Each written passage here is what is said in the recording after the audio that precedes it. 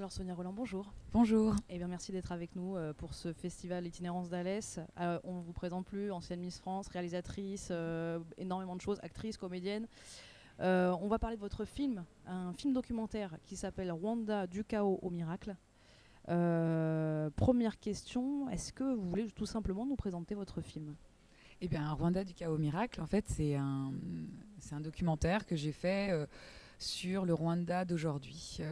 Ce qui m'intéressait, c'était de faire savoir comment ce pays avait su rester debout, comment ce pays a su trouver des solutions pour aller de l'avant et puis aller vers des prouesses économiques, sociétales. Enfin, voilà. Et donc, je résume en 52 minutes. C'est un exercice pas très simple. Résumer en 52 minutes 20 ans de travail, c'est très compliqué. Mais je pense avoir au moins dit l'essentiel. Absolument, et c'est très bien fait justement, et on va en parler parce que vous avez choisi ce parti pris, vous l'avez dit, de parler de choses positives en tout cas. Ouais. Voilà. Vous évoquez bien sûr le génocide, Oui. ça fait partie de l'histoire vraiment de ce pays Oui. et d'un traumatisme important, très important. Mais vous n'en restez pas là justement. C'est le point de départ, mais après tout le film en fait parle de ce renouveau. Oui, en fait, moi, je parle des étapes de la reconstruction de ce pays. C'est vrai que le génocide, il fallait en parler, évidemment. Mais ce qui était aussi intéressant, c'était de comprendre l'histoire du Rwanda avant le génocide. Parce que beaucoup de gens pensent que le génocide, c'est arrivé comme ça. Non, ça a été quelque chose de pensé, qui a été mis en place plus tôt qu'on l'imagine. Et donc déjà, un petit rappel de l'histoire de ce pays, ce qui a fait en fait aussi la division ethnique, enfin plusieurs choses, quoi. Et donc, non, c'est vraiment un documentaire pour informer les gens de ce qui se passe aujourd'hui, mais aussi euh, nuancer les propos sur ce qu'a fait le Rwanda avant le génocide aussi. D'ailleurs, il y a une animation qui est très belle, très jolie. Je crois que c'est de l'aquarelle, il me semble. Ouais. Voilà, qui est très bien faite avec justement ce que vous dites. Ah, c'est gentil. Sur Merci, les... merci pour eux, Alors, merci pour les dessinateurs. dites-nous qui, c'est des dessinateurs qui ont fait ça. Thomas D'accord. Guérigan, ouais, le réalisateur de ce petit film animé en fait, Oui, c'est ça, un dessin comme qui un dessin. s'introduit bien dans le Et documentaire. c'est très clair en plus. Oui, bah, c'était une volonté aussi de ne pas se servir d'images archives. En plus, il n'y en a pas tant que ça en fait. Et puis, pour le coup, c'est pas une question d'argent parce que ça coûte aussi cher de faire un film animé. Mais je trouvais qu'il y avait je dirais pas ludique parce que c'est pas franchement le terme, mais c'est surtout de dire comment je peux interpeller les gens. Et je crois que le film animé a vraiment joué quelque chose, un grand rôle dans ce film, parce que finalement on comprend mieux l'histoire du Rwanda, on l'assimile mieux, parce que on l'amène de manière pédagogique, mais un peu ludique pour que les gens prennent un peu de distance aussi avec l'histoire qui est très complexe. Parce que moi, je résume ça en quelques minutes, mais c'est beaucoup plus complexe encore. De plusieurs années. Exactement, ouais, c'est plusieurs années. Mais c'est vrai que, bon, en tout cas, j'ai raconté l'essentiel dans ce dessin animé. Et franchement, les gens ont beaucoup apprécié. Je suis très, très heureuse. En tout cas, je remercie Thomas pour ce travail. Alors, vous dites que c'est un travail de 20 ans. Oui. C'est énorme. C'est-à-dire que ça mûrissait dans un coin de votre tête et vous êtes dit je vais en faire un documentaire. Comment ça s'est passé? Bah, c'est-à-dire que moi, depuis Miss France, en fait, je retourne au Rwanda 2 fois par an, en moyenne, pour mon association pour les enfants, qui s'appelle Maïcha Africa. Ouais. Et en fait, à chaque fois que je ramenais des images du pays, j'apportais un récit aussi. Et ce récit, parfois, les journalistes me regardaient avec un air dubitatif. Mais elle nous raconte des contes et merveilles, cette jeune femme, elle est gentille, mais c'est un peu trop positif par rapport à ce que je sais. Et en fait, je me rendais compte que même les journalistes, pour certains, qui n'avaient jamais fait le déplacement là-bas, vivaient dans un espèce de fantasme d'un pays qui finalement... et en fait, ils ne le connaissaient pas. Et du coup, j'ai interrogé plein d'amis à moi qui sont reporters et je leur dis mais qu'est-ce que vous allez faire pour la commémoration du génocide? Alors beaucoup me disaient qu'effectivement, ils allaient revenir beaucoup sur l'histoire du génocide, comment ça s'est mis en place, et puis aussi l'histoire sur la France et le Rwanda, et la mésentente en fait. Mais rien sur la reconstruction. Alors on allait faire des portraits par-ci, par-là, mais vraiment résumer tout le travail qui a été fait depuis 20 ans, il y avait rien. Donc je me suis dit, bon, ben voilà, autant qu'on se lance. J'avais pas de budget, j'avais pas de financement. J'ai ouvert une boîte de production, j'ai mis mon argent personnel dans ce film. Et puis voilà, je pense que maintenant, il existe enfin un film qui peut résumer ces 20 années de travail. Voilà. Alors, votre histoire personnelle, évidemment, est liée à ce pays. Vous avez dû quitter le Rwanda, si je ne me trompe pas. Vous me dites. Vous êtes parti, il me semble, en Bourgogne. Vous avez Oui. voilà, commencé à construire En votre vie fait, on a quitté le Rwanda en 89-90. Mon père, lui, a transféré tout. Il avait une imprimerie, il a transféré donc tout son projet professionnel au Burundi. Pendant ce temps-là, nous, on avait fait une courte durée, un court séjour en Bourgogne, chez ma grand-mère, et puis on est retourné au Burundi. Et en 94, quand il y a donc les massacres qui démarrent au Rwanda, ma mère décide de partir en France. Mon père est resté quelques temps au Burundi en espérant récupérer ses biens et puis l'argent de ses assurances. Et puis en fait, il est revenu bredouille 1 an, 2 ans après. Et puis nous, on a grandi en Bourgogne. En fait, on a atterri en Bourgogne chez ma grand-mère paternelle. Voilà. Et alors, c'est de là que vous est venue l'envie de témoigner sur ce drame? Non, pas tout de suite, parce que j'étais adolescente et puis déjà j'avais beaucoup de mal déjà à comprendre pourquoi on arrivait dans cette région-là, en Bourgogne.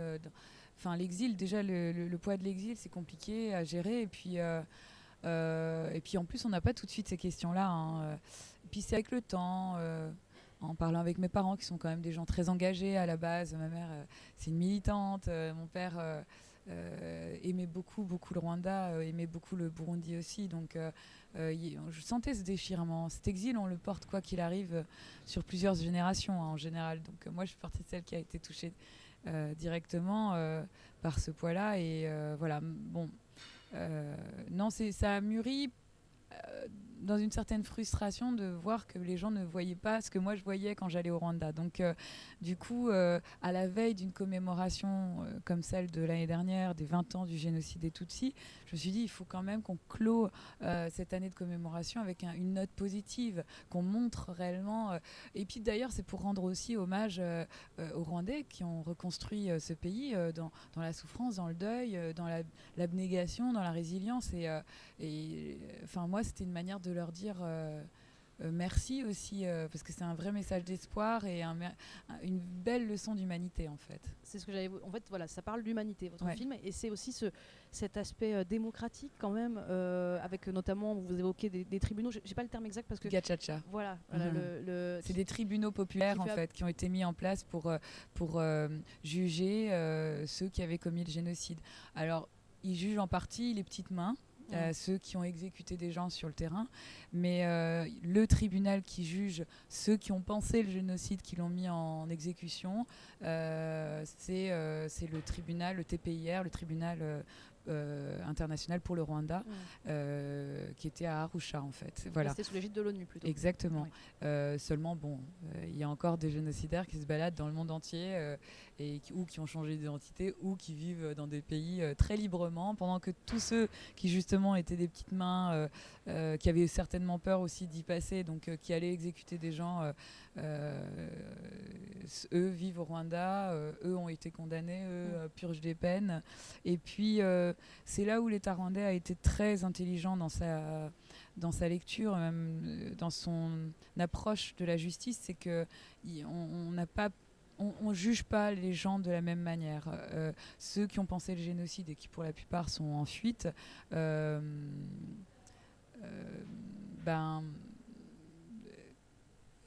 une cour spéciale qui va les juger. Oui, qui va les juger, mais on les a quand même appelés à les juger au Rwanda, et pour le coup ça n'a pas fonctionné. Encore aujourd'hui ça ne fonctionne pas.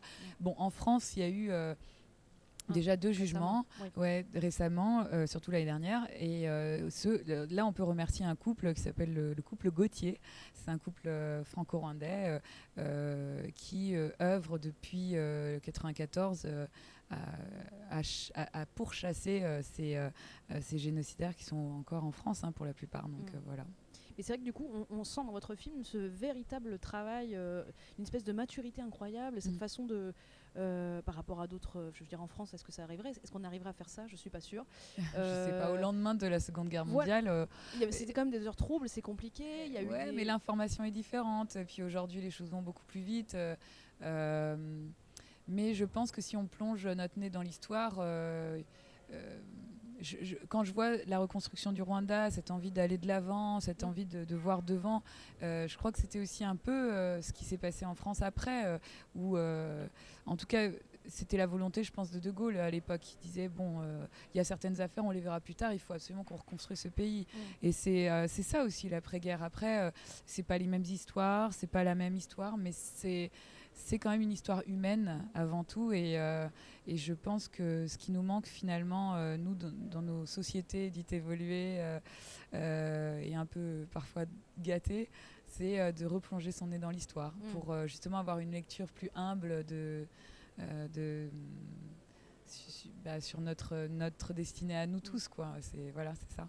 Et votre film le montre très bien, ça, justement, avec ce concept. Juste, on va en parler, ce sera une de mes dernières questions. Le concept de résilience, vous l'évoquez plusieurs fois dans le film. Est-ce que vous voulez nous l'expliquer vraiment, dans le sens où elle s'applique au Rwanda Qu'est-ce que la résilience? Oui, après ce génocide. Comment revivre avec les autres, comment revivre... le pari du vivre ensemble n'était pas gagné au départ, et du coup... Parce que vous dites qu'il y a des voisins entre eux qui se sont entretués, on ne sait pas, c'est très compliqué à gérer. Entretués, non. Qui ont tué, oui. Sont tués, oui. Qui ont tué leurs voisins, oui. Non, c'est justement là la volonté de remettre les mots justes sur des choses justes. C'est-à-dire que là, c'est un génocide. On a systématiquement tué une catégorie de personnes parce que la catégorie ethnique, parce qu'ils étaient Tutsis à l'époque. Aujourd'hui, en fait, le Rwanda a pu se reconstruire aussi parce que c'est une nation qui a retrouvé une identité et qui a compris aussi que l'histoire a fait d'énormes dégâts, que la colonisation a fait d'énormes dégâts, en l'occurrence celui de diviser des peuples, en l'occurrence diviser le Rwanda en deux peuples, les Tutsis, les Hutus, et puis les Twa, les Pygmées, et en fait de les opposer. Et quand on découvre toute la supercherie, c'est plus facile de reconstruire. Donc je pense que le Rwanda aujourd'hui, qui a une nouvelle constitution, un nouveau drapeau, un nouvel hymne national, a toutes les armes aujourd'hui pour reconstruire ce pays. Mais c'est vrai que sans la volonté du peuple, sans cette acceptation de vivre avec l'autre, celui qui nous a fait du mal, qui nous a pris notre famille, qui nous a tués, qui nous a eu dans notre chair, ça, c'est pour moi une question. Est-ce que ça va durer? Ça va durer parce que je pense qu'ils ont posé les fondations. Et puis, je pense qu'il y a toute une philosophie aussi. C'est ce que j'ai essayé de montrer dans mon documentaire. J'ai essayé d'éviter justement toute la lecture experte, journalistique, géopolitique et tout ça, parce que je pense que ça manque d'humanité parfois, cette approche-là. Et du coup, je voulais y mettre un peu plus d'humain, parce que je pense que ce qui caractérise vraiment la reconstruction du Rwanda aujourd'hui, c'est l'humain, avant tout. Et d'ailleurs, je crois que c'est la ministre du RDB qui est... comme la Chambre de commerce et d'industrie ici en France, c'est l'équivalent en tout cas au Rwanda, c'est le RDB. Cette dame va nous expliquer que la première ressource du Rwanda, c'est l'humain. Sans l'humain, rien ne serait possible. Et c'est vrai que quand j'entends des détracteurs critiquer le Rwanda ou critiquer la figure politique actuelle qui est Kagame, le président Kagame, qui disent que c'est un pays de non-droit, de non-liberté d'expression, seulement après le génocide, est-ce qu'il est si simple de pouvoir s'exprimer sur tous les sujets? Est-ce que c'est là où la parole a tué? Est-ce que c'est si simple de pouvoir parler? Alors, c'est vrai que nous, on parle de démocratie, mais je trouve que la démocratie a bon dos, parce qu'aujourd'hui, quand on voit comment on s'exprime en France, comment la parole haineuse, raciste s'exprime, qu'elle soit condamnée, mais avec des toutes petites amendes, Je pense que le mot démocratie, la démocratie a bon dos dans certains pays et je pense qu'il faut peut-être balayer devant notre porte avant de pouvoir juger ce qui se passe dans certains pays. Surtout quand on n'a pas vécu leur histoire en fait. Voilà. Vous montrez vraiment, c'est un film sur le courage aussi d'un peuple à se relever, quoi. Très clairement, oui. Je rends hommage à ce courage. Merci beaucoup Sonia Roland. On va juste préciser, puisque vous êtes réalisatrice, vous êtes aussi engagée dans une association. Est-ce que vous voulez nous en dire un petit mot? Oui, sur Maïcha Africa, oui, c'est une association que je préside depuis 15 ans maintenant et qui aujourd'hui, l'année dernière par exemple, on a inauguré une maternelle qu'on a construit et puis un terrain de sport dans un groupe scolaire dans les hauteurs de Kigali. Donc Maïcha aujourd'hui construit des bâtiments scolaires et voilà, c'est la force d'une nation, c'est l'éducation. Voilà, c'est dit. Merci beaucoup en tout cas. Merci. On vous retrouve un petit peu plus tard parce que vous faites partie du jury de la compétition des courts-métrages sur le festival. Merci. Voilà. Merci.